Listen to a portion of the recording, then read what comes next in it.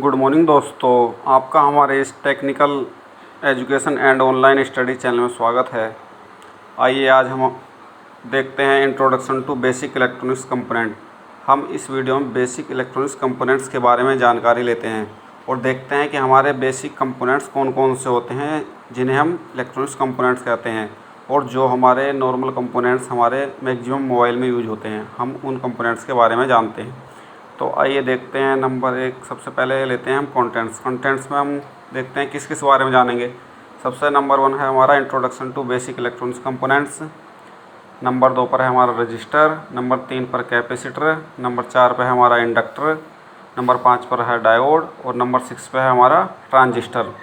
तो ये जो भी कंपोनेंट दिए हुए हैं ये सारे हमारे क्या होते हैं, ये बेसिक इलेक्ट्रॉनिक्स कंपोनेंट होते हैं जो हमारे सभी इलेक्ट्रॉनिक्स डिवाइसेस में यूज किए जाते हैं। जैसे हमारा मोबाइल हो गया, टीवी, एलईडी, ये जो भी हमारे इलेक्ट्रॉनिक्स मटेरियल होते हैं उन सब में ये हमारे सारे कंपोनेंट्स जो हैं वो यूज किए जाते हैं, क्योंकि ये इलेक्ट्रॉनिक्स कंपोनेंट होते हैं और 12 वोल्ट पर वर्क करते हैं, डीसी वोल्ट पर।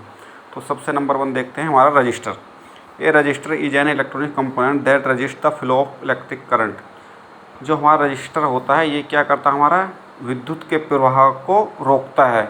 और a resistor is typically used to control the amount of current that is flowing in a circuit. तो हमारा रजिस्टर जो है अगर किसी सर्किट में करंट फ्लो हो रहा है तो उसे रोकता है, उसे रोकने के लिए ही हमारा रजिस्टर लगाया जाता है। सपोज करो जितना करंट हमें चाहिए होगा और अगर उससे ज़्यादा आ रहा है तो उसके लिए हम क्या रजिस्टर लगा देते हैं, जिससे क्या वो रजिस्टर हमें जितना करंट चाहिए होगा उतना ही करंट हमें प्रोवाइड कराएगा। और रजिस्टर का जो साइज़ होता है वो छोटा बड़ा होता है, ठीक है। और ये मेजर्ड वैल्यू, हम इसकी वैल्यू जो है डिजिटल मल्टीमीटर से मेजर कर सकते हैं। और रजिस्टर की वैल्यू क्या होती है हमारी, ओम होती है, किलो ओम होती है, मेगा ओम में भी हो सकती है। और ये सारी वैल्यू हम किससे चेक करते हैं, ये हमारी सारी वैल्यू हम डिजिटल मल्टीमीटर से मेजर कर लेते हैं, इसके दोनों प्रॉपर टर्मिनल लगा करके। अब देखिए नेक्स्ट देखते हैं हमारा कैपेसिटर। एक capacitor is an electronic component that can be use to store an electrical charge. एक कैपेसिटर जो होता है वो हमारा एक इलेक्ट्रॉनिक कंपोनेंट होता है जो इलेक्ट्रिकल चार्ज को स्टोर करने के लिए यूज किया जाता है। Capacitor are often used in electronic circuit as temporary energy storage. तो ये जो कैपेसिटर होता है ये हमारा टेम्परेरी एनर्जी स्टोरेज डिवाइसेस की तरह यूज किया जाता है। और इसे हम कैपेसिटर का यूज हमारा इसलिए भी होता है कि ये हमारा डीसी को पास करता है और एसी को ब्लॉक करता है। इसका यूज हम फिल्टर के रूप में भी करते हैं। और इसकी जो वैल्यू हम मेजर करते हैं वो डिजिटल मल्टीमीटर से या एलसीआर से मेजर करते हैं। और हमारे जो डायोड हमारे कैपेसिटर होता है इसकी जो यूनिट होती है वो फैरेड होती है। फैरेड में ही हम कैपेसिटर की वैल्यू को मेजर करते हैं।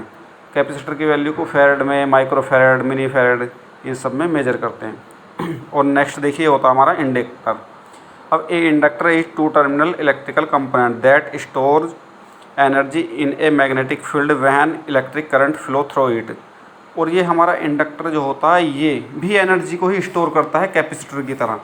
पर कैपेसिटर हमारा जो एनर्जी को स्टोर करता है जो इलेक्ट्रिकल फॉर्म में स्टोर करता है, परंतु इंडक्टर जो हमारा एनर्जी को स्टोर करता है वो एज ए मैग्नेटिक फॉर्म में स्टोर करता है। तो इसलिए इसे इंडक्टर कहते हैं। और इंडक्टर का जो यूज होता है, इंडक्टर की जो हमारी यूनिट होती है वो हेनरी होती है। इंडक्टर की यूनिट हेनरी होती है। और इंडक्टर की वैल्यू हम कैसे मेजर करते हैं, किससे मेजर करते हैं, इसकी वैल्यू भी हम डिजिटल मल्टीमीटर और एलसीआर से मेजर कर लेते हैं। एलसीआर और डिजिटल मीटर से हम इसकी इंडक्टर की वैल्यू को मेजर कर लेते हैं। इंडक्टर और कैपेसिटर में सिर्फ यही अंतर होता है कि कैपेसिटर हमारा एनर्जी को एज इलेक्ट्रिक फॉर्म में स्टोर करता है और इंडक्टर हमारा मैग्नेटिक फॉर्म में। तो नेक्स्ट देखते हैं हमारा क्या है, diode. A diode is a device that let's current flow in only one direction.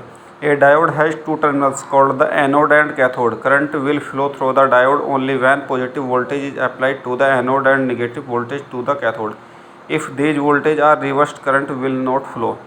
जो डायोड होता है वो हमारा केवल एक डायरेक्शन में ही इसमें क्या होता है, करंट फ्लो होता है, जिसमें दो टर्मिनल होते हैं, एक एनोड होता है और एक कैथोड होता है। ये हमारा पी टाइप और एन टाइप मटेरियल से मिलकर बना होता है। और नेक्स्ट देखते हैं हम ट्रांजिस्टर।